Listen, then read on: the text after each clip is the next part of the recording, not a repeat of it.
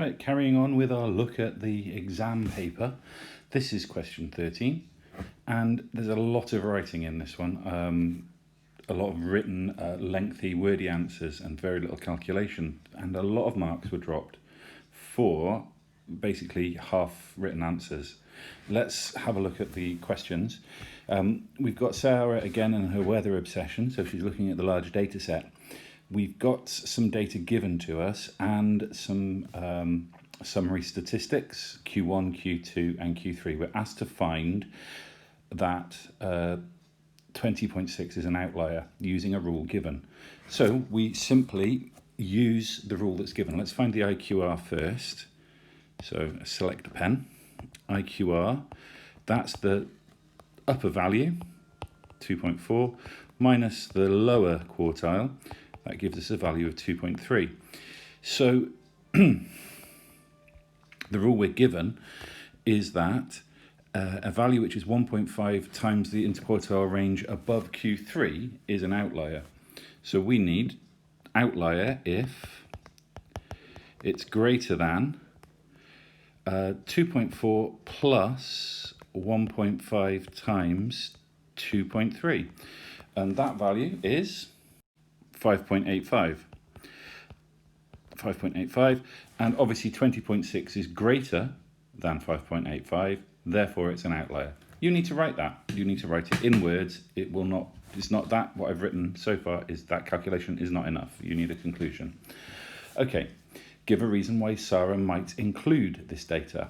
She might choose to include it for completeness, because it was an unusual rainstorm, for example, and she wants to include all the data to get so that there's nothing left out. Give a reason why she might exclude it. She may consider that it's an error, a typo, or just an unreasonable value. It seems unlikely given the other values. Okay, Sarah draws a scatter diagram, which is shown over here.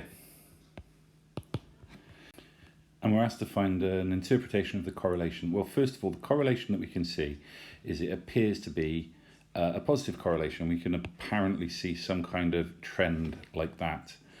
But saying there appears to be a positive correlation scores 0. You need to link this to the given context, in this case rainfall and humidity. So the phrase you need to say is, as humidity increases, so does rainfall. Okay, question D. The equation of the regression line of R on H for these 10 days is R equals minus 12.8 plus 0.15 H. Give an interpretation of the gradient of this regression line. Most people did quite well on this.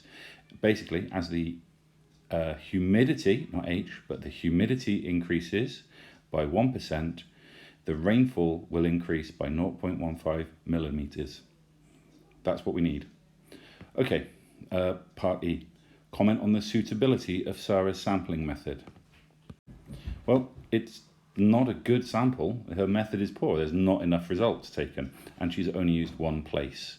So her study is for the United Kingdom, but she's only looked at Lucas.